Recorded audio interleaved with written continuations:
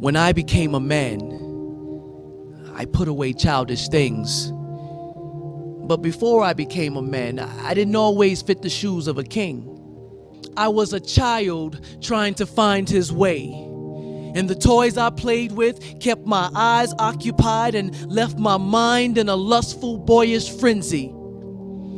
And my playmates had long legs, short skirts, and soft skin, and they cared enough to lie down and wallow with me often. Jezebel turned out to be my very best friend. I'd look in her eyes before ever seeing the sunrise, every time I paid her a visit and slept in.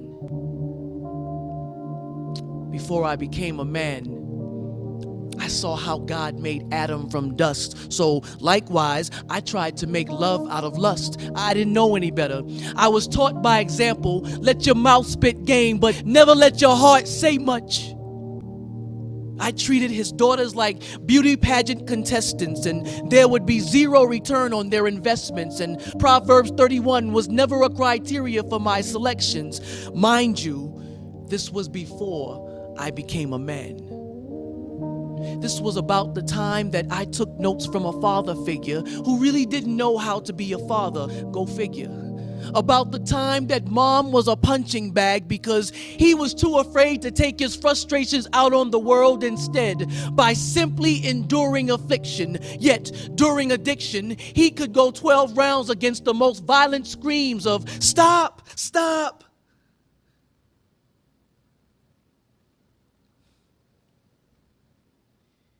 And he was undefeated. He always won.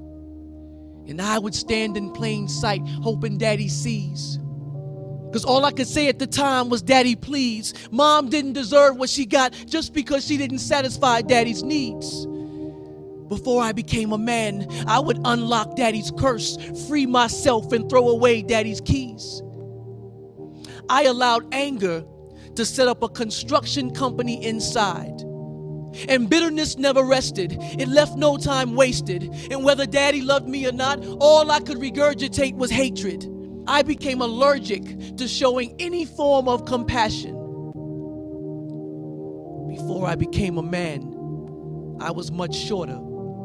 Not just in height, but in spiritual insight. Because I never had a picture, nor did Pixar ever have a film to show me what God's man really looked like. But when I became a man, I learned how to love God right back. And even though I'm good at falling short of the glory, I reflect on my story, and through my praise, I'll self-publish a testimony. When I became a man, I learned how to cry. Because I'm not ashamed of my tears, neither will my fears muffle the groaning in my spirit. Since I became a man, I'm no longer afraid of the dark.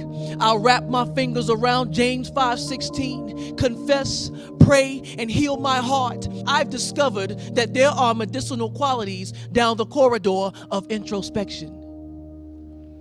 When I became a man, I learned how to love her.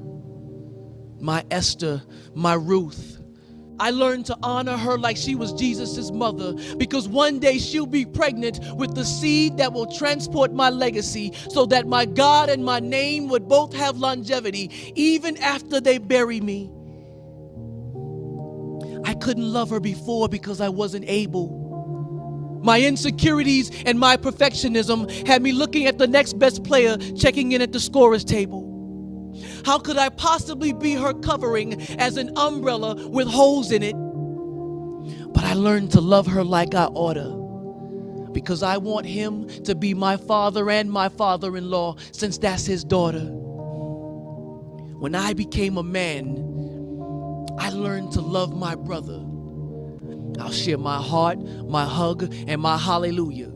Because a hug and a hallelujah without my heart leaves room for his spirit to respond, "I never knew you." I became a man so that until he became a man, he can see and name a man who picked up the gospel, who picked up the gospel, who picked up the gospel, who picked up the gospel, who picked up the gospel, and put the toys away when I became a man.